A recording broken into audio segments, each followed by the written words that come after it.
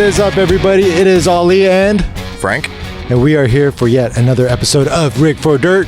It is episode number 6, and we are live from the Socal Adventure Expo. Yeah, yep. We're here in San Juan Capistrano at the Riata Park Event Center. Right. And it's pretty cool, I gotta say. Talk about a surprise. Yeah. I mean, this is not too far from home. It's really not. It's like, 10 minutes, I think, for both of us. Yeah, like 10 minutes from my house to here. And for an event like this, I'm going to say it. I thought I would be here with 10 other rigs, you and I with 10 other rigs. And it'd be kind of like a OC Rigs and Coffee event where... There's more than 10 rigs at an OC Rigs and Coffee event. Okay, no. I'm just saying, I thought the vibe was going to be like an OC Rigs where everybody was going to get together, right. Kind of shoot more the chill, cuss. kind of like a meetup. Yeah, just like a meetup and like, hey, cool rig, like, you know, here's some stickers. Right. Here's a couple of vendors. No, dude, this was a legitimate mini expo. This really was, and I'm amazed at the rigs that showed up. And you know what's cool? There was a good mix of people that we'd met before, but there was also a really good mix of people that we've never seen. Right. Yeah. I mean, there were new friends made. Yeah. Like, where were these guys hiding for the last 2 years? Well, they weren't coming to OC Rigs. Right. Yeah. As a matter of fact, I mean, I thought it was interesting when I kind of asked a few of the people that were walking through. On one hand, you had the local guys. Right. And then on the other hand, there were dudes from like Riverside, which is like, you know, it was like solid hour away.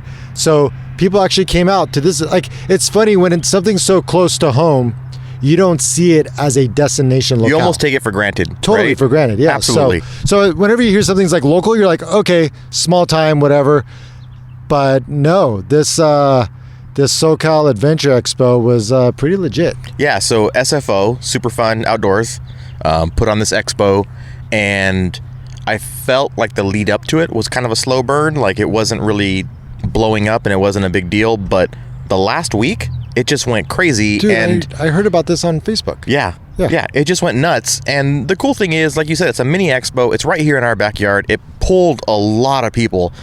They had two parts, right? They had the rig, the kind of car show, and then they had which was a first for me. Yeah, I'd never done that either, and it was actually kind of fun to, you know, show your rig in not a meetup fashion, because the instructions they gave us was set up, bring your rig loaded and set up like you're going to camp, right? And so that's what we all did, and it was really cool to actually see everyone's kit in action and how they would kind of set it up and get it dialed, versus when you just go to the coffee shop and, you know, the rigs aren't loaded. They're just kind of, you're basically looking at a build. There were like two inauthentic kind of moments on the Jeep as far as how I set it up, where you know, I always want to kind of give love to, here's the plug. I want to give some love to Innovative JK Products, because they came out, they plumbed my dual ARB compressor underneath the passenger seat to where I have connectors on the side of the passenger seat and side of the driver's seat. So I was running the twin lines out of each side, and I actually had it set it up like that, so when people came up, they'd be like, what are those orange like hoses to your wheels? Yeah, and a lot of questions about the orange hoses. A lot of conversations. So there are some things like that at an event like this I'll do, but everything else was like super authentic. I mean, the way I set up my table, the stove, how I have my plates set out, my cutting board, pull the fridge out, a lot of those pieces were exactly how you'd see me on the trail. And you had the tables out. We both had our tables out, our cookware out. Yep. You set up your tent. I set up my tent, right? Like, it was, and you had your new rooftop tent was out. Brand new 80-inch tri-layer from Free Spirit. This is not a plug. It's just a fact. Just got it. Super stoked. Got it on Friday, and was able to show it. Yeah. Yeah. So the second half of this whole thing was an expo, which was really cool because they had a whole section full of vendors. Yeah, I did. That's my kid. Was it a wild animal? Basically one and the same. My boys / wild animals. They had an expo, and the vendor turnout was awesome. I mean, it was packed in there. Dude, and the vendors were really cool. Yeah. I'm a little bummed that I had a vehicle here. I couldn't really like leave it for too long. The stuff was all out, but I wanted to go. Like, there was demos from Shimano, which is not really a plug for you. It's just, again, a fact. Yeah. Shimano was out here. They had their e-bikes, right? Yeah, the e-mountain bikes were kind of a thing. Which is a total. Like those guys are all cheaters. They're not cheaters. When I'm going up Mustard Hill in Whiting, in Whiting Ranch, yeah, exactly. And those jerks are like kind of cruising, like the old 60-year-old guy on his e-bike, like just zzz, like he's like barely pedaling. Dude, you know what? And You know I'm what though? dying. This is the part that you have to get. That 60-year-old guy powering up Mustard feels like a 19-year-old. That's okay because And there's 20-year-olds doing it too. And so that's whatever. awesome. It's no Like, excuse. the grin on his face. Oh, someone's puppy. We've got an extra All kinds of an animals. extra guest. He just got that turkey meat over there. Yeah, Good for he just Good, pulling come up. food off the chairs. This man. doesn't happen in your living room. No. right? Random animals. This is even though we're not camping, this is total campsite stuff. Yeah. We got a dog walking up and snaking some food. But yeah, It was good. I'm glad we came out. I'm glad we partook in this event. And they said towards the end they're going to do it again in the fall. So if you missed this one, definitely add SFO Adventures to your Instagram or Facebook so that you can be in the loop next time this comes around. Because I mean, if I hadn't been in a couple of the overland groups, Yeah. I would not have even known this was going on, and I would have seriously kicked myself. And granted, I don't even know the first name of the guys who run this. Like, I couldn't tell you, so it's not like Yeah, I've never It's met not the like guys. they're telling us, asking us to like plug them. I'm just so stoked that this industry, at least on the overland adventure side, is just booming. It seems like it Yeah. feels like it's booming right now to where events like this, like I knew some of my partners were walking around this event. They didn't have booths here, but they were checking it out to see. Oh, absolutely. And they were all stoked. There were some guys from King walking around and some Goose other Gear, Goose Gear. KC. Yeah, there were some big names walking around that weren't necessarily in the expo area, and I think they were all pleasantly surprised at They were super at the stoked. turnout. Yeah. Yeah, like Yeah, this they is were like- this is definitely bigger than I think anybody expected. In a Stoked good and way. surprised. Again, Yeah. this does not happen in South Orange County. It really doesn't. And But you what know, a beautiful place to have it. Oh, this venue is perfect. The weather was perfect. The weather And- was gorgeous, yeah. And so, I mean, I wore my flip-flops for the first time in like probably like, I don't know, 3 months. And I'm super fired up about that Hippie. because I know I love wearing my flip-flops.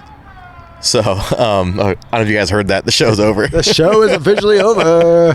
There's still people breaking down out Oh, there. yeah, totally. But all these guys for the car show, they bounce so fast. Oh, the car show section was done. There goes your Shimano rig right now. There goes Brent. Yep. Big blue bus rolling That's by. cool. It's cool that you guys come out to events like this and just It is. Represent. It is. That's awesome. It's part of the passion, right? Like we as a company have always gone to like mountain bike events and road events. Like we're events people. Yeah. So this is a natural progression for me. So I'm super stoked to be able to come out here Awesome. and have some fun. But my comment was going to be that this event was packed for Yeah. this venue. Yeah. And if they do this again in the fall, I fully expect they're going to get more people. It was crazy. And that they're not going to be able to do it here. No, they're going to have to go somewhere The that's cool bigger. thing about this local Which is area awesome. is there's a lot of room to do some really cool things. Oh yeah. And I would actually be interested in putting them in touch with the guys over in some really great local guys, super supportive of both the off-road and overland deal. But I got a buddy up in Silverado Canyon who actually runs the cafe out there. Oh right. And he was talking about having the keys to Black Star Canyon, which is a massive area where you could have a legit decent event. And I'm thinking, man, throwing something like this but twice the size at a venue like that, Yeah. could be pretty awesome. So I don't know. It gets me excited. It gets the ideas going between what you do with OC Rigs and Coffee, Yeah. and seeing events like this come together and come to light. Like the potential doesn't seem like it's even been fully tapped into. No, this is just scratching the surface for sure. I would like to see it extend maybe to 2 days so that you can actually spend the Sure. night, at a cool place like this. Yep. Because I've driven through here many times and I had no idea this park was here. Right. It's actually pretty cool. So, if you missed this one, sorry, but Yeah. But come out to the next one. But They said they were going to do it in the fall. in the fall. Yep. Yeah, definitely come out to the next one. Obviously, schedule's not conflicting. We'll be here too. I think this is a good time to kind of go over what we tend to do, which is the past event recap. Oh yeah, Those yeah, little yeah. moments that we miss out because we do our podcast and then we go and we do something really fun that we didn't even Right. get around to talking about. Right. We didn't plan for it, or we did the podcast and then we packed up or camped right the rest of the night in the morning and drove Right. home. So if you guys listen to episode 5, you know a great guy, a person I'm happy to call a friend. I think we both are happy to call friends. Absolutely. Which is Eric from American Overland. Yeah. And so we all got together. We said, "Hey, let's go get lunch." After. Yeah, this is the morning after the cleanup. So Right. This is Sunday afternoon, actually, not morning, because we probably bolted out of there about 12:30 or 1. Yeah, we like did a last minute cleanup. Yep. And then kind of wrapped up, and yeah, we headed out. But we're like, hey, let's all get lunch together, and everyone's on board. But if you've been to Joshua Tree, especially when it's a little busy, you know that the local cafes tend to get pretty packed pretty quick. Yeah, right there on the main drag in Yucca Valley. There's a lot of good food, but yeah, it definitely gets packed quick, especially on a Sunday morning. Like that's like right. Prime. Everyone's like packing up from the weekend. Time, yeah. totally. And maybe that was a little foolish, but we were having such a good time, and I think we just kind of wanted to extend that good vibe out a little bit longer. So we all got together. First, we tried this one cafe. It was like a 45-minute wait. We're all hangry, and we're like, no. And we still wanted to go to the gift shop over there and like grab a couple shirts for the boys. And the gift shop is really cool, by the way. Gift shop is awesome. Like they have a lot of really cool stuff in there. Like I picked up a T-shirt and a beanie, and just some really cool locally made stuff. Cool knickknacks. Yeah, knickknacks from Joshua Tree. Really, really solid stuff. And then they have they've got a couple items like for the local climber who maybe forgot their headlamp or like some minor items. They'll have some climbing gear out there. There goes our buddy John. Yep. Socal Overland. Later, brother. Yeah, it was kind of fun hanging out with friends today. Huh? Yeah, it was really cool. But that gift shop was awesome. So definitely recommend the local Joshua Tree gift shop. It's actually on the way to the main road. Yeah. To the main entrance of the park. Yep. And then what happened? So we tried to go to the cafe. It didn't work out. Then we tried to go to this little earthy joint, and you decided to take off to Starbucks, which was fine. And we went to this little earthy joint, which was like kind of vegan sandwiches and stuff. Right. But it ended up being a bust as well. We kind of looked at that menu, and Eric was like, "No, I'm not really feeling it." I just looked on the maps and realized my favorite barbecue place is and mine for that matter. And now mine. Yeah. Is like, what was it, like 30 minutes or not even that? It's like a 20 minutes away. Yeah, it was like 20 minutes away, and he's like, "That's where we're gonna go." And I'm like, "You know what?" And I looked at it, I'm like, "That's where we're gonna go too." Yeah. So for those, I guess we should reveal, right? What we're talking about is in Pioneer Town. I've never even been there. Yeah. So Pioneer Town is like 15 minutes outside of Yucca Valley, and it's a cool little drive that takes you basically to the edge on the foothills. From there, you can take a road, actually, a really cool road called Burns Canyon, and that actually takes you all the way up into Big Bear. So really cool spot to go to if you haven't been there. You can look up Burns Canyon and check that out. And then, you can do it either way, either from there up to Big Bear, or what we like to do is start in Big Bear and then do it all the way down to Yucca Valley into Pioneer Town and have lunch at Pappy and Harriet's. Pappy and Harriet's is a sweet little like barbecue place. Delicious food, great menu, and they have live shows. So if you catch them on the right night or the right day of the week, they have some pretty incredible live shows that swing by. That anywhere from super big names passing by to local acts to you name it. They really like run the gamut of musical acts. And I was kind of bummed we didn't get to see. Yeah. You really have to be there for the evening, like to really catch that. So like I think what would be really cool is to do like a night run from Big Bear to down Burns Canyon into Pioneer Town and catch a show. Like have dinner at Pappy and Harriet's and catch a show. That would be like the cap. That would be awesome. And then maybe like go into Joshua Tree and do a podcast. Right. Talk about it. Talk about the show that we just saw. Yeah. But the food is like insane. It is so freaking good. Yeah. What did I get? I got the baby back ribs, which I think if it's going to be your first time and you're a meat eater, go get the ribs. Yeah, definitely get the ribs. Delicious. The macaroni and cheese for a side is a must. The meat just slides off. You could shake the bone and and the meat just comes off. I had to do the coleslaw just because like I needed something to balance off all that rich ridiculousness that I had eaten, like between the ribs and the mac and cheese. Yeah, yeah, the mac and cheese was insane. Oh, and get the cheese fries for an appetizer. Definitely get the cheese fries. Yeah, I mean, straight up, if you're gonna go to Pappy and Harriet's, don't go there and be a holdout. Like, just screw the diet, screw whatever you're on, and just go for it. Because if you don't, you're doing yourself a disservice at Pappy and Harriet's. Totally. So Pappy and Harriet's is the little gem takeaway from that is the desert gem. 100%. Last trip. It's off the beaten path, and as you're driving there, you're like, where is this place? And then suddenly you kind of come into this pioneer it's like a town desert area. oasis. You come around a corner and boom, there it is. The city's there. Yeah, and they have, and for those, also a little bit of history, Pioneer Town is a set town. Like they do film things there, and is that what? So I was wondering what it was about that place. Yeah, okay. they do things there, and they have a makeshift, a replica town.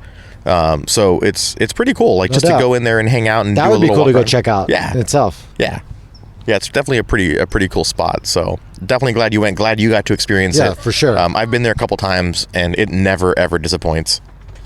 So that was the end to our Joshua Tree adventure, and then now we're here. One thing I'm surprised we didn't talk about. What's that? Is driving home from Anza 2 episodes ago from Tierra del Sol. Did we not talk about the drive home? No. Oh, dude, that's what blows my mind. I was listening. 1 a.m. drive home. Yeah, I was editing the last episode. 2 a.m. I don't know. I was editing the last episode, and I was like, how did we not talk about? Did we seriously not talk about? We that? didn't. We did this. We talked about doing the podcast super late at night and being super tired and wrapping up at about midnight, 12:30. I think is when we actually. Y'all pulled don't out. know what we went through. That was. Yeah. So if you listen to that podcast, you definitely know what we experienced up to the end of the podcast. But we packed up, I'd say, all the gear and tables and all that stuff, probably about 12:30. Right. And then we hit the road, and then we decided that we weren't going to find a camp spot because we literally drove the road a couple times and there was definitely no camp spot, no campsites. Yep. So then we basically said, look, man, we either sack up and drive home, or we spend another hour. And you didn't want to do that drive, and I can see why now. Like now, in retrospect, I'm like, yeah, you're probably right. That is a pretty sketch road, and given the conditions, was pretty gnarly. Exactly. And to explain like some of that, basically what was happening is when we were doing our photo shoot, in the kind of the dusk hours, I could see the clouds were stacking up over the mountains, over the western mountains of Anza Borrego, and they were dark, and it had been, like I said earlier, when I drove out that Saturday morning, it was dumping rain on the coastal cities, right? So I knew it was still looming and it was still out there. And so at night I said, you know what? It's beautiful down here, but I guarantee you when we get into the mountains, it's going to be raining, and it's going to be raining all the way home. And sure enough, we're climbing up outside of Anza. We're going up this windy road to get, gaining elevation, starting to kind of climb out of the desert, going through these windy mountain roads. So sure enough, it just starts dumping rain when we get about half an hour into our drive. You kind of saw the cloud layer. Right. Like first. We were looking up. Yeah, like I was saying earlier, we were looking up, and you could see the kind of cloud layer over the mountains. And I think Ali was definitely on the positive side of things and saying like, we'll be all right. And I'm thinking, look, man, we've been out here all day in the sun, running around ragged. We just ate, which means we're gonna get that like total food coma, and to boot, it's now almost 1 a.m. and we're just starting our drive. So and sure enough, like I'm pulling a trailer on top of that through crazy mountain roads. It's pitch dark. It's dumping rain, and it was about we still kept up good with that trailer. We kept up, yeah. It was still like a good 2 hours of that. I got home about 3 a.m. So, I mean, you were only 10 minutes ahead of me. I mean, right? it was gnarly. There were definitely some people that probably had too much to drink who were flying down that road, like going. Oh yeah, that truck. 75 miles. Yeah, there was a dude. That truck just flew. I'm amazed. I was looking for taillights. Yeah. I was like looking around for taillights because I was like guaranteed somebody just I was fully expecting to see that dude in a ditch or wrapped around a tree. Yep. Yeah, it was definitely. So the things we do. Right. It was a crazy drive. But we got back safe. We got back safe. Sound, and, we got a story for it. We got a story. Yeah. Yep. Who I really feel sorry for is my wife, or Shannon. I called her, and she would kind of check in with me occasionally to make sure the drive was going well, because it was still a 2.5 hour drive. Yeah. She stayed awake, and she helped me unhook the trailer when I got home to put it in a parking spot. That's a good so one. that I could get the FJ in the garage because we have limited parking. So it was she stayed awake and helped me lock that thing down. So that's why I married my wife too. She's the kind of woman that'll, right? Yeah. You need that kind of girl for this. No kind complaints. Of lifestyle. Yeah, no complaints. No, you suck. No you're terrible. guilt, right. Yeah, we got to do this. Let's go. Team effort. It was pretty rad. So props to her. Like you said, that's why we marry them, because they're awesome. Yep. So one thing that kind of happened, and I'm not trying to gloat or nothing, but Kate won 2 awards at the event. Yeah, she did. Which I am so stoked about, because this was literally the first time, like outside of something like SEMA, that had everything out fully presented, and there was like that full car show kind of quality to this event, along with the expo. And so, when you're registering, it kind of asks you like, what categories, and I chose, I'm like, all right, well, if I'm going to go for it, I'm going to ask for best SUV and best equipped, because with all the partners that have come on board, like, I feel like I am pretty much ready for most of anything. Yeah. And that was the goal. So registered for those 2, and we won them. Yeah. When he first said it for best SUV, I was so stoked, and I'm like, all right, cool, done. Got my little grab bag, and like, super happy. And then when I heard and they're like, and for best equipped, it's Ali again. I'm like, yes. And so, ran up there, and I was just like, it's not the biggest event, but it's not like the smallest either. So for me, it meant a lot. It meant like, people are the general community, because it was a community-based judging system. So everyone who registered for the show was actually voting for who would win the show. So the fact that the community came together and kind of said, hey, you know what, this guy, he deserves this and he deserves that. That meant so much more to me than, like, say, if it was just the average person, because these guys are in it. Yeah. These guys they could have easily voted for their own truck, or whatnot. Yeah. And so that meant a lot. And the amount of attention and respect that I think people were giving us between your FJ and my Jeep. We definitely got a lot of love today. Was a lot of love. The love makes it worth it. The love makes it like, you know what? Like, I'm stoked to come out to these events and put the effort in, because it is an effort. I was my kids just got picked up by my wife actually like 10 minutes ago. But we're here with the kids. I'm here with the kids like all day, kind of tending to them, and then fielding questions and shaking babies, kissing hands.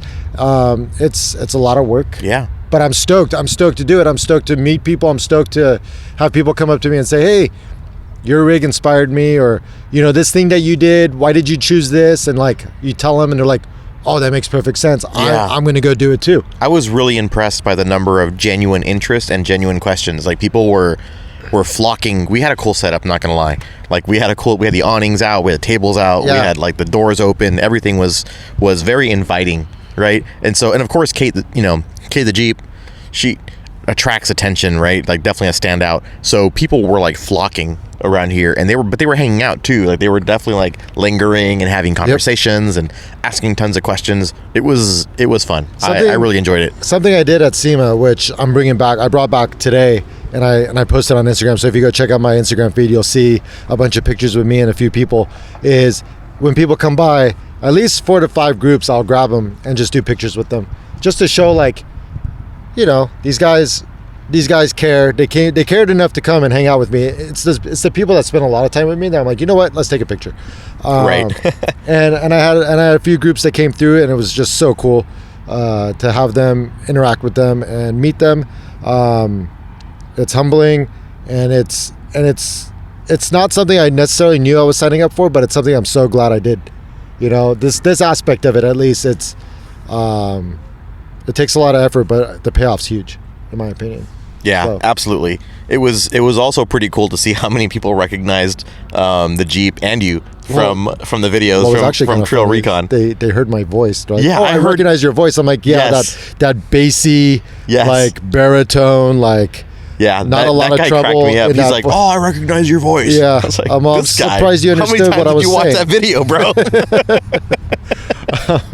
It was pretty awesome, though. That was cool. Yeah, that was cool. I love the fact that so we got a buddy, his IG handle is Overland X. you may know him as Marco, but turns out you are Marco's doppelganger, because wherever we go, when you have your sunglasses on, oh my gosh, people come up to you and are like, Marco. And I think it's a combination. I've realized it's a combination of things, and I actually have I met Marco? I don't know. I think I have. Yeah, I did meet him. I met him at the VTX open house like a year ago. If you look in the mirror, you've met him. All right. I guess.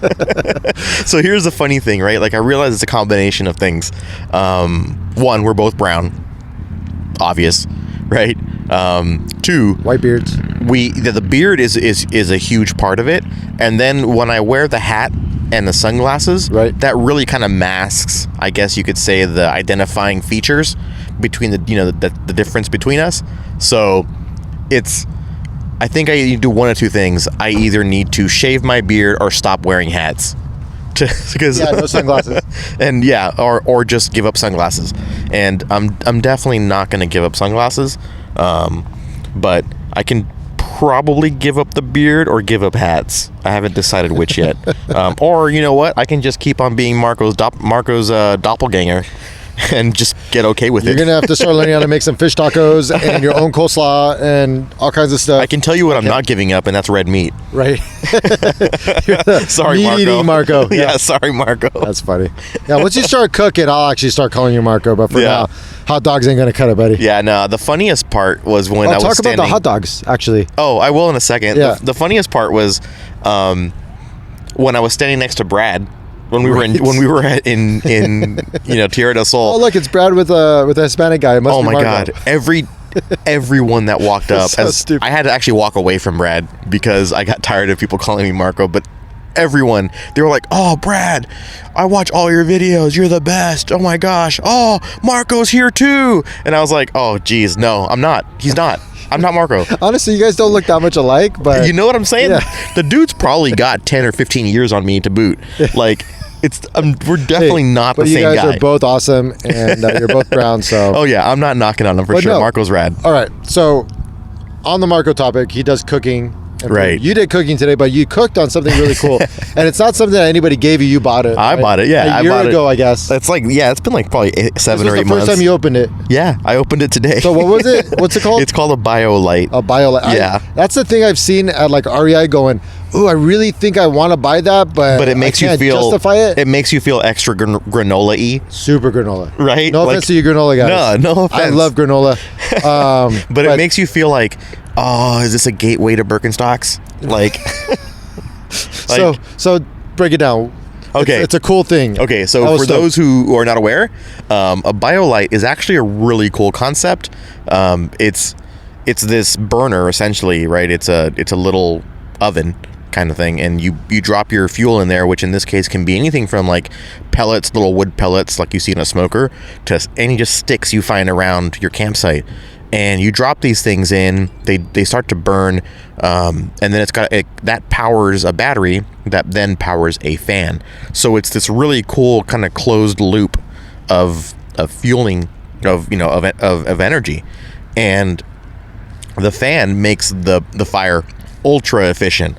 So it burns down to basically dust. You don't get this pile of ash, right? And it burns extra hot because it's constantly being fanned, and so that heat comes right up the center, and you can boil water, you can cook meals, which is what I did. It's got a little grill attachment. Yeah, this little grill attachment that was sits a on cool top. concept and well engineered. Yeah, you know what? I'm not gonna lie. I was super skeptical on this thing. Like when we bought it, the only reason we bought it was because it was literally 50% off for the whole kit.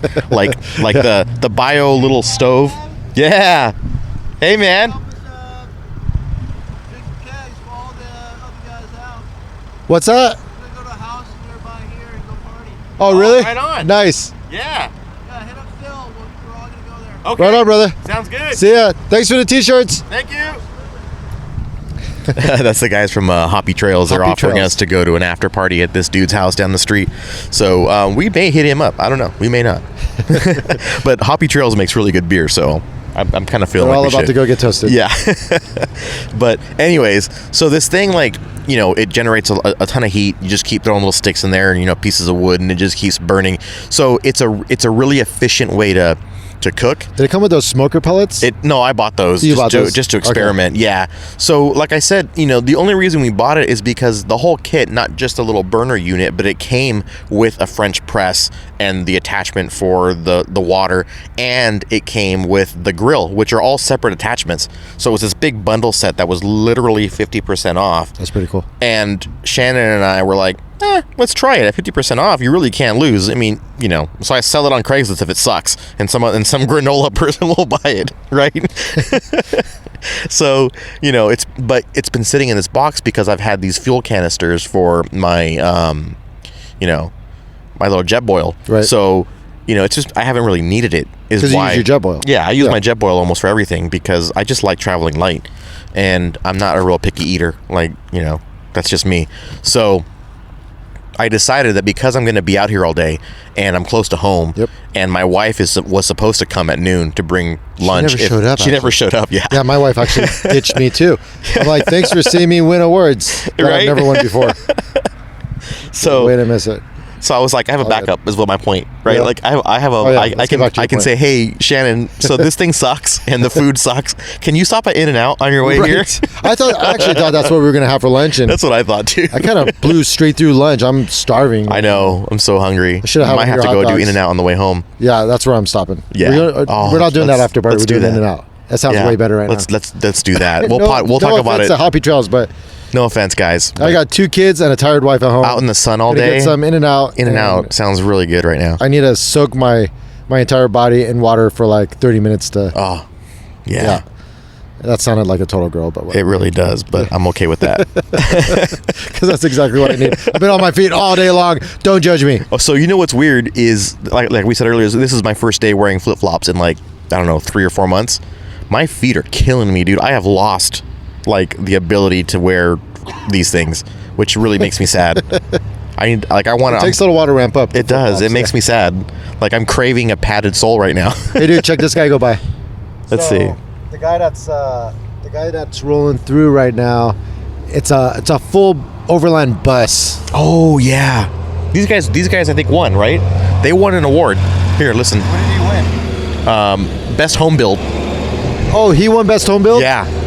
Because they built it at home. It's a converted school bus. Little house on the highway. Yeah. It's a converted school bus. It's got a little house on the highway painted on the side. It's all blue. It is. And the inside, they have a library. I don't know if you saw it. So cool. No, I didn't get a chance. Yeah. They have a library. I looked from the outside in, it literally looks like a house. Like you walk in, you're like, oh, there's your living room. Oh, here's your library. There's a bedroom. That takes van life to the next level. Totally next level. Like the fact that they won, props to them. I wanted to win best home build, but whatever. I wonder if you could just park that up next to a school and be okay. Like cops wouldn't harass you because you look like a school bus. I don't know, because there's kids involved. Oh no, I'm not saying during the day. I'm saying at night if you needed to camp. Where does that guy park? Yeah, but there's kids involved. Even at night, it's almost creepier. Oh, jeez. All right, you have to go there. I don't know. I have 2 kids, so I don't even think anything of it. I just thought of this. I have no kids, so I think I'm extra careful about anything that I do around kids because I feel like I don't want to be creepy. Nah, whatever. Kids, as long as they listen to you. Which, by the way, prop to your kids. When you were gone, they listened chop, man. They turn it on when I show up, I guess. They must, because they were saints when I was here. I was like, hey, Ashton, bring it back, dude. Sit, let's dial down. What they're thinking is, dude's a stranger. We haven't quite tested him yet, so yeah, we're gonna listen until we find his weakness, and then we won't listen to nothing. All right, so you're right. You had your introductory. We're gonna listen phase. Yeah, we're gonna make him like us, and then we're gonna twist the screws and make him hurt. So yeah, it looks like people are in a massive rush to leave right now. They must either still be drinking or hanging out, but the expo area is just kind of. They're just chilling. Yeah, there's some people just chilling over there. So, anyways, the BioLite deal. We keep kind of going off topic, which is whatever. I'm cool with that. I hope you guys are cool with that. I'm cool with that. Talk about the BioLite, because it's nobody that will ever sponsor or be anything. But it was just a cool product that is one of those things you see at REI where you're like, that's really cool. So I would buy that if I had an extra whatever. It's $150 or something. Yeah. So this is how paranoid I was. I was so paranoid about it being terrible that I brought hot dogs. I didn't even want to cook a burger. I told Shannon, I go, you know what? Let's make some burgers and grill it up. Let's do this thing. And at the last minute last night, I said, no, I'm pulling the plug on the burgers because hot dogs are super easy to grill. It takes use your lighter. I could literally cook a hot dog with my lighter. Like it takes zero effort to cook a hot dog, right? So if this thing fails at a hot dog, then I'm throwing it in the trash, or Right. I'm putting it on Craigslist for granola bro. Granola bro. So it didn't, dude, it got so hot. It cooked those hot dogs in like 30 seconds. Dude, they were just like on fire. It was the amount of heat this thing, and I was also worried about it not being able to cook evenly because it's got this kind of weird oblong kind of grilling surface. Right. I didn't even realize that was the grill area. Yeah, it was awesome. This thing was like raging. It cooked. I put my buns on there and had those nice and toasted. I, did it right, and it was best hot dogs ever. So Good. That's the BioLite. That's the BioLite, And you man. can charge your cell phone off of it too. Yeah, once that's it what they generates say enough because electricity. it charges a battery it's got built in, so you can I think you got to kind of build up to that. You can run a little stove light because it's got a little light attachment that comes with it, or you can just plug in your phone with a USB and you can charge your phone later after you're done cooking, of course. So props to them, man. I thought it was kind of like a gimmick, and I thought it was one of those idealist designs where you're like, this is a great idea, it just never quite pans out. Nope, I'm wrong. They're right. It works. I kind of wish they It's were awesome. paying us at this point because we've spent a lot of time talking. I know. I'm sorry. It's just, it's one of those things where it's one of those things when you spent the last 7 months like doubting it and almost fearing the experience, that when you've tried it, like, you are pleasantly surprised. So I guess the moral of the story is, hey, if there's some of those cool little products out there that you guys see, might be worth a try because you never know. Yeah. You'll be pleasantly surprised. Pleasantly surprised. Cool. So try the BioLite. So I know we're kind of on the spot here, but this is something I've been trying to do since we did King of the Hammers, which is the most useful part of the episode. Oh, right. So I was doing some thinking on my own, and I started in on them on the last podcast, but I realized, or a couple podcasts ago, I don't remember, but I was going to talk about Goose Gear, and then I got sidetracked. Yeah. But yeah, let me break Goose Gear down a little bit. Goose Gear is one of those products that if you have a rig that they support, there is so much added functionality to what they provide that it's worth. It's a shame if you don't flip for it. It's worth the investment. Basically, Goose Gear does a plate system which will plate out the bottom of your rear cargo area, like on my Jeep. So I'll only speak to my Jeep because I'm not super well versed in all their other products. But on the Jeep, they'll do what they call a JK plate system. They also have it for the JL. So most of the parts I'm going to name off right now, I think they've got the JL equivalents. But the JK plate system, so that makes a bullet lined birchwood platform, really quality product. And then on the sides, they do what's called the cubby system. So the cubby system is basically box out where your fenders are, where your wheel wells are, and creates basically a storage area where normally if you were to put anything on top of that wheel well, it would just fall off. So you end up getting this like cool little cargo area that I keep a lot of my dried food in on my left driver's side, and then I keep all my solar connectors and the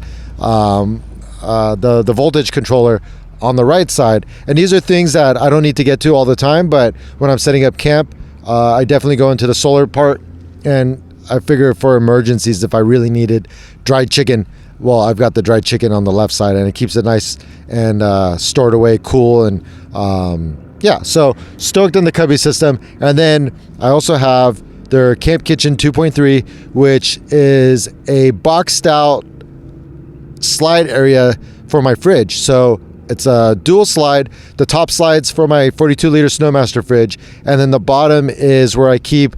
Currently, I've been keeping a lot of recovery gear. So I have my tire repair kit. I've got my basic roadside kit. Flares, jumper cables, stuff like that. And then I also have my Hogue axe, which I use for like splitting wood or whatever. But that's kind of the setup on the left side of that if you're facing my rear of my Jeep. On the right side, I have a single stack drawer system. So it's a full length drawer that runs the length of the rear cargo area, and that's where also the majority of my other recovery gear is kept, as well as my 200-watt solar blanket from Off-Grid Truck. And then on top of that, what they also make is a 60-40. They make a 60-40 delete kit or a full delete kit, but I decided not to go that route. But if you wanted to make a full sleeping platform back there, like you only wanted like the camp kitchen, for instance, and you just didn't do the drawer system, where you could have basically a split to where you can just sleep, create an area where you can sleep in the back. So, you know, I have 2 kids. I need those 2 seats. I'm not going to go that route. But if I didn't have those 2 kids, I would definitely, I would have probably played it out the entire area. And it comes with extra storage. So then you end up with even more storage for your floor, where usually you throw stuff underneath your seats. Now you have a platform with cubbies back there as well. So super stoked on that. Super thankful that Brian was willing to do a full install video with me at his facility. A great team.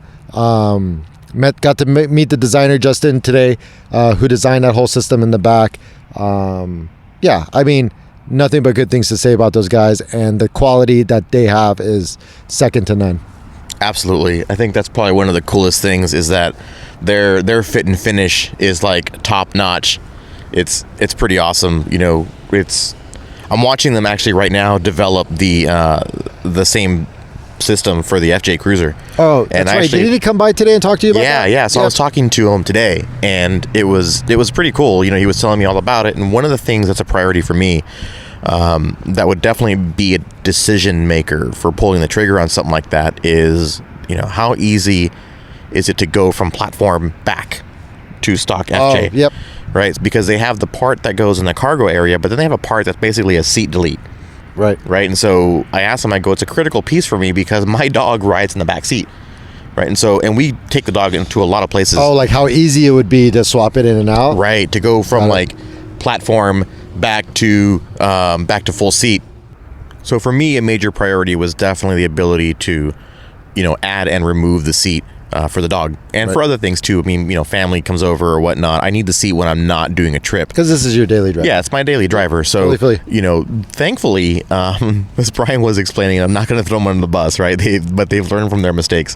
So the FJ design is designed with that in mind. Excuse me.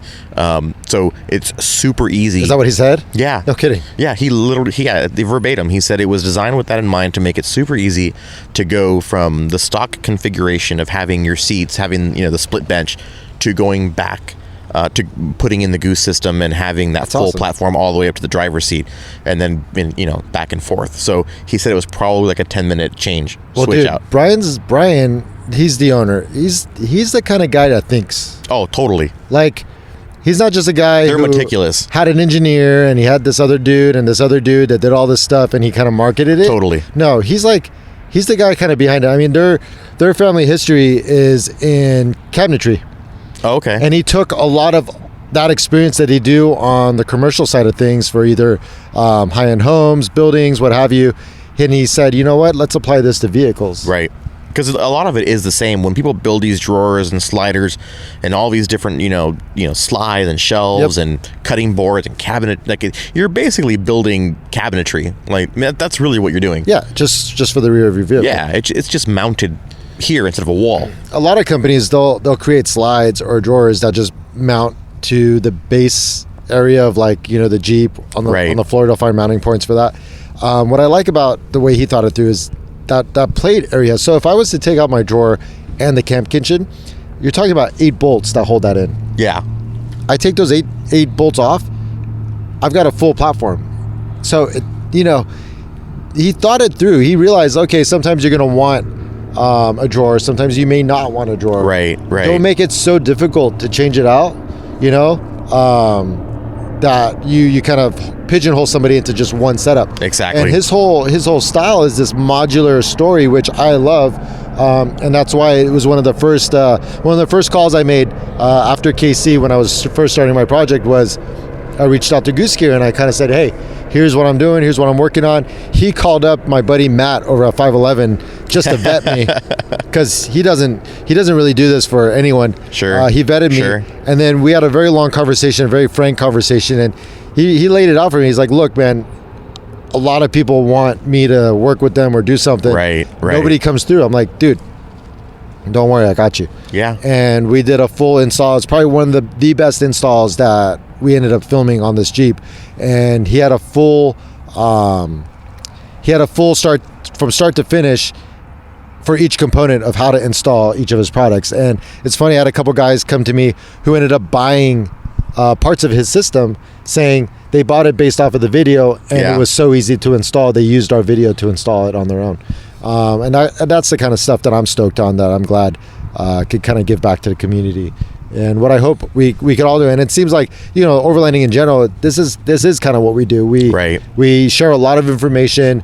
A lot of people do a lot of cool things, and they do a lot of things in different ways, to where it gives everyone like insight or the wherewithal to like kind of set out on their own and go try it themselves.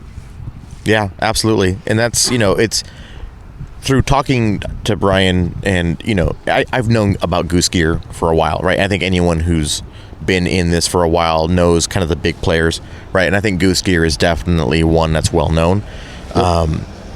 And my conversations with him were more like to understand kind of where Goose Gear is coming from, and it's impressive. It really is. I mean, there's definitely he's meticulous. There's a detail orientation there that a lot of companies, I think, try to achieve. Right. But they do it in spades, which is pretty rad. And there's, when you're spending that kind of money on your rig, or you just care about your truck the way that I do, you look at it as a long-term investment, which I know, extension of the family. Yeah, extension of the family, except the child. Yeah. I mean, I know everyone says that a vehicle is a horrible investment, and you know what? 9 times out of 10 they're right. So is a child. But 9 times out of 10 they're right. I'm going to take care of you for 18 years. You're going to suck me dry of everything that's happy in my life. Give me joy at random moments. I'm going to be soulless by the time. All my hair is going to fall out by the time you guys are like, yeah. I would have a full head of hair like Frank over here. That's so if it bad. Wasn't for my kids. You know what? That's probably why I have a full head of hair. That's probably why you have a full. Yeah. I'm absolutely. still trying to explain the gray. It might be work related. Yeah. I'm still trying to explain the gray, but the head of hair, I think you might be onto something. I love my kids, but you dodged that bullet, bro. Yeah. Yeah. So props to them for making an excellent product, man. I mean, we had a good conversation. I hope, I hope to actually see this stuff in person once it's done. I think they're wrapping up development now, so we'll see. I'm impressed. I want to see more. Yeah. So super stoked. Nothing has even like rattled or come loose since we've installed it, which is super important, by the way. Yeah. So just good stuff. I'm a big fan of things being quiet. I know everyone tells me it's a rig, it should rattle. I'm like, no, it shouldn't. Screw that noise. Batten everything down pretty good and use straps. That's one of the reasons why I went with my front runner roof rack. You don't want stuff actually shaking around, because when you're on the trail, and like, here's some insight to you guys. Like, sorry to cut you off, but I was just thinking, like, when I did the Mojave Road, man, I mean, dude, that thing would like shake your teeth out of your head. 100%. And that was a great test to see if I had everything kind of on lock and like strapped down properly, and I didn't have a lot of rattles. And here's where I'm coming from on this. Like, I'm into cars. I've been in the cars my whole life. I've had sports cars. I've had you name it, right? And so one of the things that is really, I think, important or quintessential to someone who is into vehicles is that you feel the vehicle, you learn the vehicle, the quirks, how it handles the road, the vibrations, the noises it makes, the feedback response you get from the steering wheel, the pedals, especially when the floor. you throw 1,000 pounds on there. Yeah. Exactly. And so, when your car rattles, when your roof rack rattles, or something on the roof rack rattles, or things are mounted all wonky and half-assed, you miss that. Yep. Right now you're hearing that, and you're no longer hearing what the vehicle is doing. And in my opinion, that's when catastrophic failures happen. Oh, I got a story. Because they go unnoticed, right? Don't get me wrong, you can totally have a freak accident, right? For sure. But sometimes these catastrophic failures can totally be avoided had you just heard X part starting to rattle 18 miles ago. Totally. So check this out. about two weeks ago now, we went to last week was Joshua Tree. So the week before that, we went to Idlewild. Me and the wife, and then her brother and her brother's friend. We went up to Idlewild for the weekend just for like a little getaway, and it was gorgeous. I love the Idlewild area. We got lucky; we had a reservation, so they let us through on the road. If you don't know, Idlewild had a really bad outcome from the couple of storms that we had, and a few of the main roads going into Idlewild literally washed away. Yeah, crumbled away. It was bad. One of the main roads literally was a chasm, and then one of the other roads just kind of broke up. The asphalt broke up, similar to that kind of earthquake that happened, I think, in Alaska, where that famous picture of the road that was kind of had different degrees. Yep. Same thing in Idlewild. That same kind of it looked almost identical to that. So they were only letting certain people through, and there was one road that actually you could get to town through. But we went to Idlewild, and the Jeep, she was great up at altitude. I actually have the on my supercharger, on the RIP supercharger, I've got the plug. I've got that high altitude pulley. So she actually seemed like she was running better at altitude than she does here at sea level. But yeah, so went up there, and I had a great, actually, real quick, I had a great moment where the whole purpose of this was to like be the guy who could help others. Well, we went hiking, and there was this like family kind of grocery getter that had managed to get pretty far. It was like, I think it was like a Volvo or something. Managed to get pretty far into the snow kind of turnout. Snowed out. Turned out it was like a foot and a half of snow out there. And we went hiking. When we came back, this car that we had parked next to was struggling trying to get out.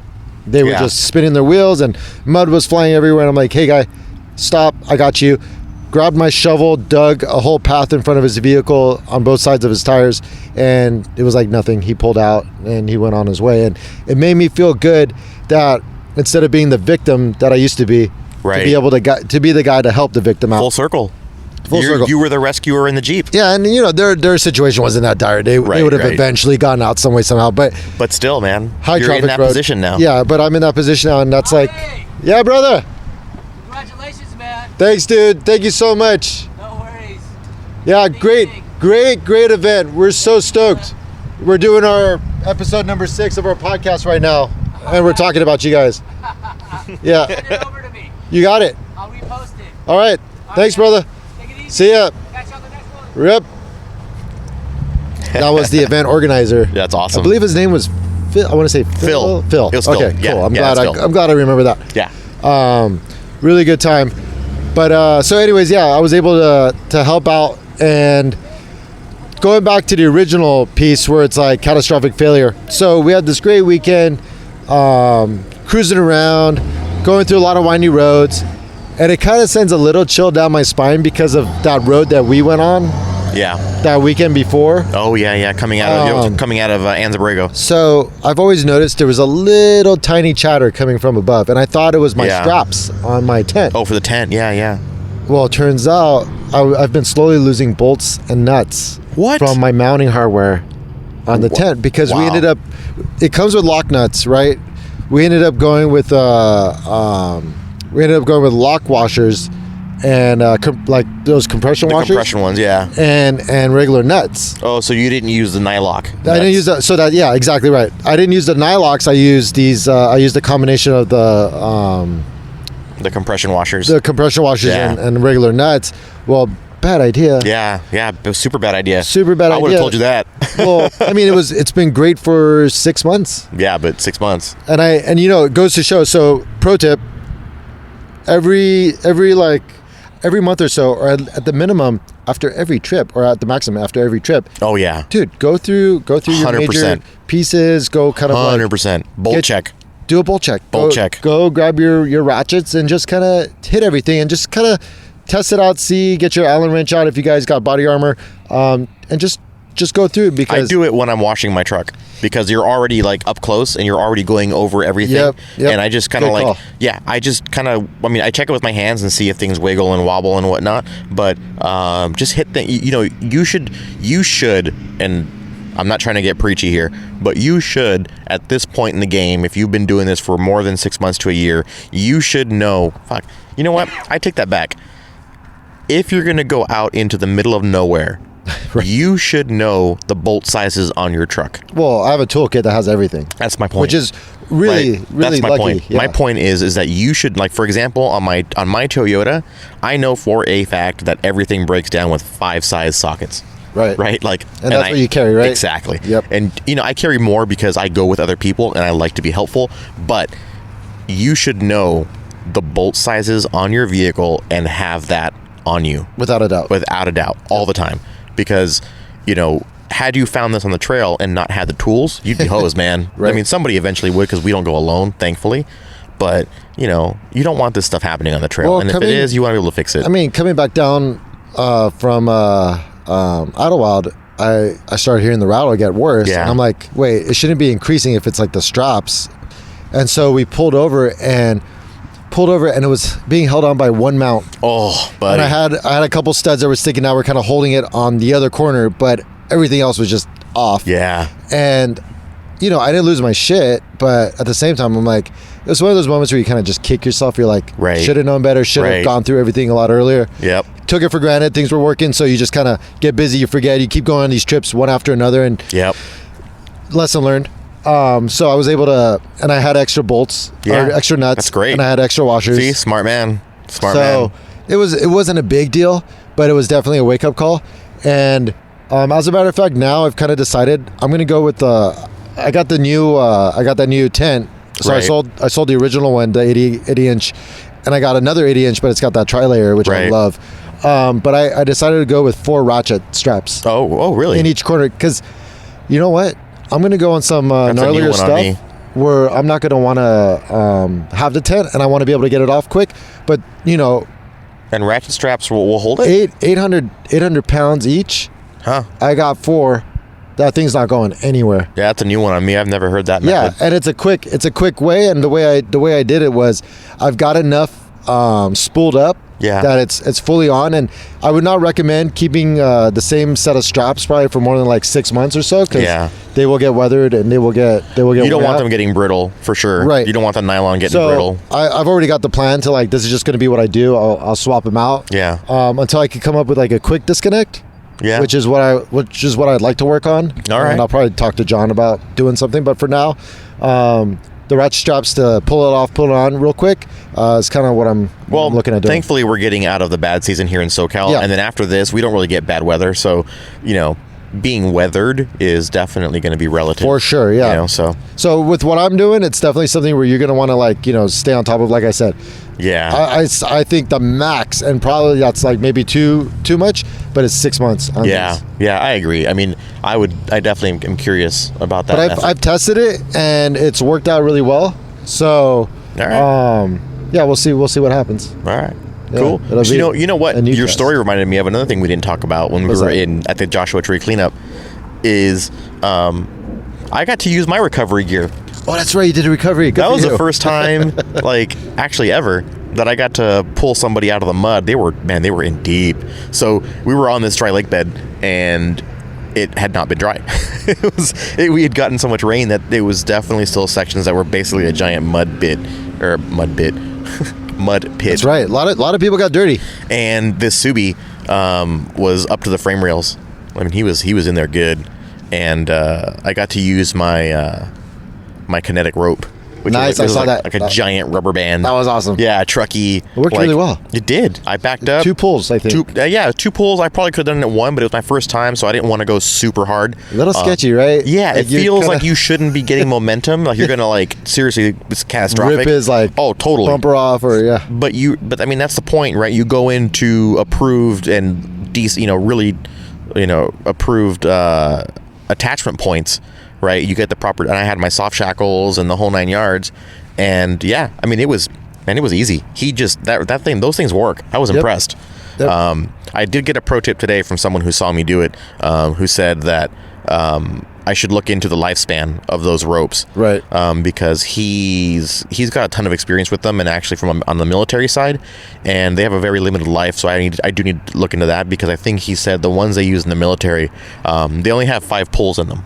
Okay. Before the It kind of makes sense with the amount of energy that's yes, being dispersed across exactly. that. So I'll have to do some research into exactly what the lifespan is of that rope.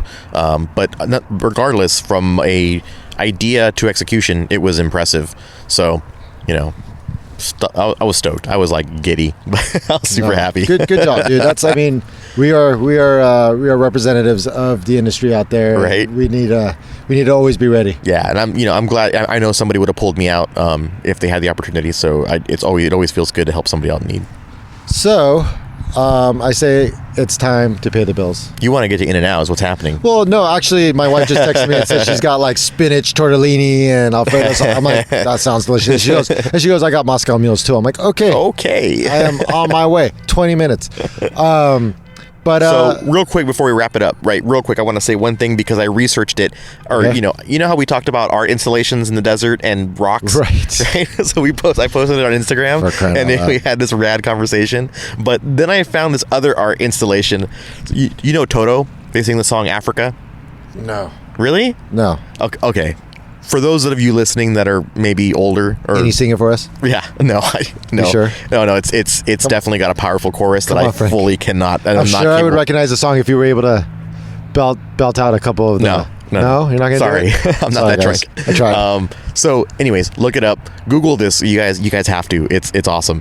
Google Toto on loop in Africa. Okay. The song is called Africa, and someone has put giant speakers powered by the sun in the middle of the African desert on loop.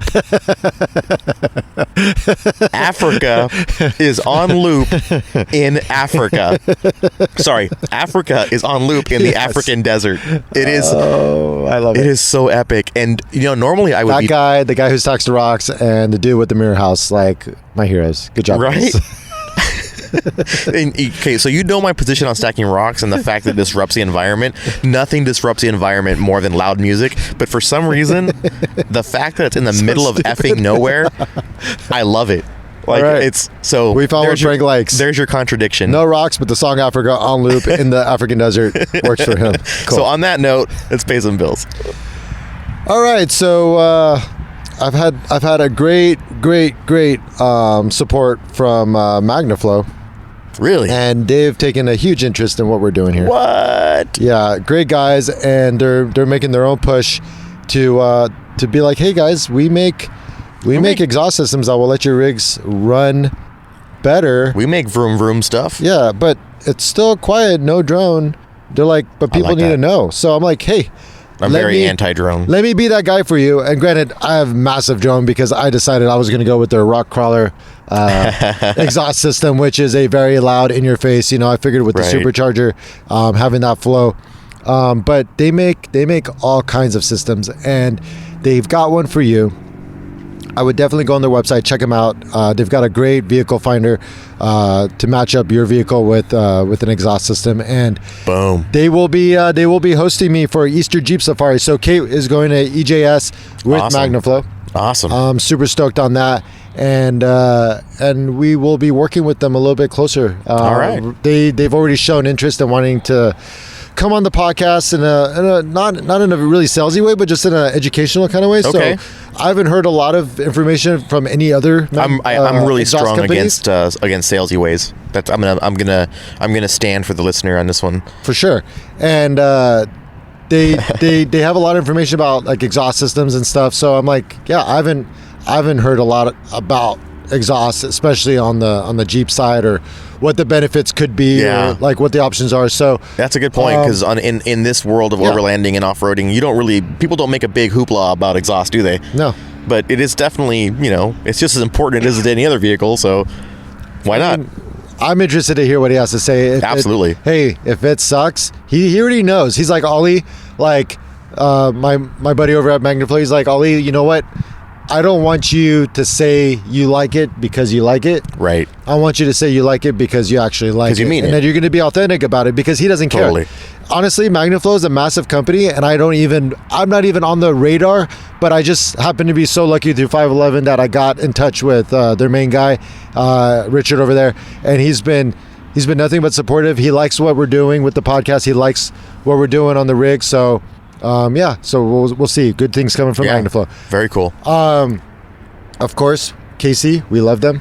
Yep. They support us. We support them, and I mean, God, we've got some things planned with them. Oh, you know up. what's coming up with KC is I was talking to them today, and Truckee is going to be on display at the Long Beach Grand Prix. Nice. Along with a couple other Toyotas, because Yep. Toyota's a title sponsor, Yep. and they wanted some off-road vehicles to be shown of the Toyota Persuasion. For the Formula D. Yeah, Yep. yeah. So Formula D I'm event. super humbled and very excited to have Truckee up in Long Beach for that weekend to be on display. So if you guys So- are out there, give a shout and come. I'm giving out free high fives all weekend. Yep, he talked to me about that too. So you may be seeing Kate there Oh, as nice. well. Just depends on the weekend. Yeah. It's been gnarly with the schedule lately. Yeah, it has. It has. But and So then props to them. And then who else? Who else? Who else? Who else? Come So, on. I was super stoked to see the Rig out here today. Rig Supply. The Rig Supply. Yeah, they were Absolutely. here. They were kind of showing. They had their 4Runner out here. They were showing off the Ultra Swing on that. Yep. A lot of buzz. Yeah, I was talking to them, and it's been like nothing but good reviews, good reactions. They've been selling out, which is That's awesome. So happy for them. We had a good conversation about because he mentioned that those fit on the FJ in the fitment. Yeah, that's right. And we had a really good conversation that I think people who drive FJ Cruisers would be interested in the sense that you don't have to relocate the tire, which was what I didn't want to do. I actually like the tire on the door. Right. And I wanted to use the Ultra Swing to mount gear, like Rotopacks, things that are heavy up high to bring them down low. Table. Yeah. Right. And so I could mount a table back there. I could mount a Rotopacks and mostly the bike rack. Right. Because right now when the bike rack is on and there is a bike on it, I can't open the door with a bike on it. So the swing out allows me to get the whole thing out of the way, and I can easily access the hatch without having to take the bike off. And one of the cool things they were talking about is if you guys are familiar with Taco Dust, he's the Tacoma side. He's the marketing side of Rig Supply, and he's got that beautiful show truck that actually gets out there and actually crawls and actually does stuff. So he puts show that thing and through the go. ringer. Yep. Yeah. And he just got I believe the alu cab on there, and just really well built. So he's going with the long arm travel kit too. Yeah. So you don't really see that on rigs that are just for show. You do that when you're really building a quality crawler / overland rig. Yeah. And not only is this thing like super capable, but they're trying to say, hey, he's also running the Ultra Swing. Right. So with everything that truck's got, he's also running the Ultra Swing because A, it shaves weight. B, it's super convenient, super modular. It's a good story. Yeah, I think one of the in talking to Luke, it was a really interesting conversation because it was the first time that he had explained to me kind of their design approach. Yep. Right? Because I mean, the argument was, well, why don't you just get a bumper with this swing out? And you totally could, right? And he's right. He goes, you totally could. But ask yourself, do you need that much armor? What kind of driving are you doing? What are you putting your vehicle through? Right? And this is not a replacement for a bumper. It's not an attachment for a bumper. This is a design for someone who wants to travel light, right? Who is looking at the performance of their vehicle and making performance decisions, right? And so it's very utility. It has a very specific purpose, and I think that's why it's doing so well, is because the customers are realizing that there's a lot of thought that goes into this, and that maybe you want a slim bumper or your stock bumper, and you're like the FJ Cruiser. I'm totally happy with the bumpers because they have amazing clearance, right? So this to me keeps the vehicle light without adding 140 pounds in the back, another 140 in the front, right? And so it really kind of and I'm not rock crawling, I'm not doing crazy aggressive stuff, I'm just putting on miles, right? I'm putting distance into the backcountry. So to me, this makes total sense. Yep. So super stoked for them. Good stuff as always, and you can check them out. So check out Magnaflow, magnaflow.com. You could check out KC Highlights at kchighlights.com. And you could check out Rig Supply at RIGD supply.com. And they're more than just swing outs. I'm going to say this one last thing because these guys have given us love from day one. So you remember in episode 1 when I was talking about my ultimate, like my search for the ultimate sleeping kit, that's right, where I wanted like the sleeping bag, and I had I'm a side sleeper and blah blah. I won't rehash it because I'm hoping that by now you guys have heard it. So it turns out they sell all this stuff on their site. I was on there last night looking around and seeing what what they had to offer. Literally the Nemo sleeping bag is on there. So they have the Nemo stuff. Look at it. Look under Nemo, and you can see the sleeping bag. The luxury sleeping bag is what I'm talking about. I slept in it in not Tierra del Sol because we didn't stay. Sorry, I slept in it at the cleanup in Joshua Tree, and oh, dude, there's so much room in that bag. I mean, I could sleep and lay any way I want, sprawled out like I was on a queen bed at home. Like, it is the most comfortable night's sleep I've ever had. So there's a lot more on their website than in just that off the grid trailer too. The off the grid trailer. The awesome. off the grid trailer really helped. That was pretty cool. But regardless, my point is that they're more than just the Ultra Swing. These guys have, and you know what? They offer specific items, right? And so that's what you need to know, is that these items you're gonna enjoy them. They're handpicked. Check out their website. Yeah, check it out. Yep. So I know we talked a lot about parts this episode, and you guys just have to come to expect that we will be talking about events. We will be talking about parts. We're going to be talking about all the different things that you guys will be hopefully interested in or want to know about that we experience and we like kind of interact with, to either A, save you the time, or B, get you interested, or maybe let you know that it's not for you. And we'll be hitting the trails again soon too, and so we'll have some conversations about those too, and the adventures, and where we're going and how it's going and how it's not going in some cases maybe. But thank you guys so much. If you've gotten this far, you're awesome. Again, thanks to all our subscribers who've been coming on board, and please just go ahead and give us a little rating depending on whatever you guys are listening to us on. From Ollie at Kate the Jeep and Frank at Truckee McTruckface. Thank you and good night. Good night.